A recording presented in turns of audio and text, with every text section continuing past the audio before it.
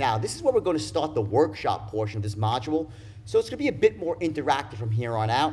Now, what we're going to do here in the first part is take the beliefs that you had that up until now have been sitting just below the surface, disguising themselves as the facts of life, and we're going to bring them up above the surface and expose them for what they are, which is just beliefs. Now, for simplicity's sake, let's just start with one area of your life like money, and you can do this with any area of your life, but I want to pick an area that affects every salesperson, something like money, which is going to have a huge direct impact on your drive to become a top producer and actually stay there when you get there.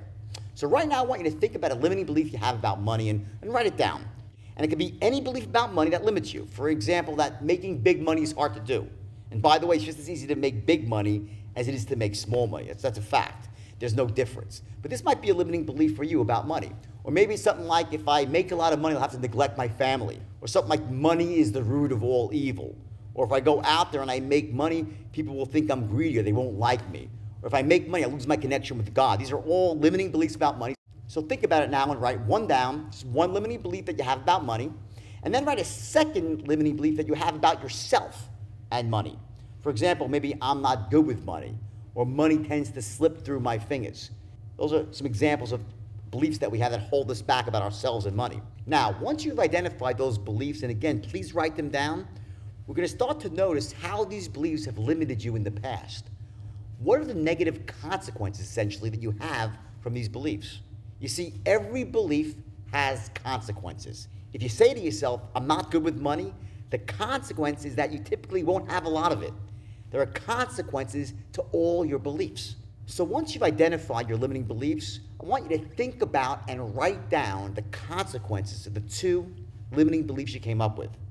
And if you need some time here, you can pause this video and take a few minutes to do this, to search your memory essentially, and write down the consequences of your limiting beliefs.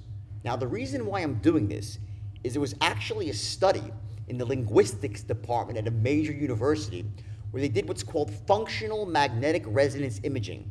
And this is a fancy way of saying that they were actually imaging the brain of someone as it was working to see what parts were activated. And what they found when they did this is that when you activate the memory of a belief, it actually sets you up to change the belief more effectively. So if I just was to go up to you and say, hey, do you have a limiting belief you want to get rid of? Great, let's fix it. It wouldn't work nearly as well or be nearly as effective if we actually activate the belief like we're doing now neurologically. And it starts by you having a desire to change the belief. That's why I had you identify the belief's consequences and start creating seeds of doubt that the belief wasn't actually true. Now that we've identified your limiting beliefs and their consequences, we want to start questioning these beliefs and creating more doubt. Now, there are two questions you're going to answer here. Specifically, for one of the beliefs you identified, ask yourself, how is this belief not true? For example, if the belief is the money is the root of all evil, you want to start thinking of examples where this isn't true. Maybe you can think about Bill Gates spending his money helping people in Africa, or Oprah Winfrey building her girls' school. Try to identify at least 3 or 4 reasons for each limiting belief as to why it might not be true. And by the way, I'd like you to do this right now. Of course, you can go back and answer these questions after the video is over, but it's better if you do it now, in the moment. Go ahead and pause the video and take the time to answer each piece as I go through it. You'll get a better result that way. So here you'd be saying, who would I be without this limiting belief? And how would my life be better? And write down all the positive feelings you'd have as a result of them. For example, I'd feel more empowered if I had more money in my life, or I'd feel like jumping out of bed each morning and going to work. I'd feel full of energy. Write those down now. Now, we're almost done with this part now, so here's what I want you to do. And this is very important. I want you to contrast the two things, the consequences of your old limiting belief with how much better your life would be without this limiting belief.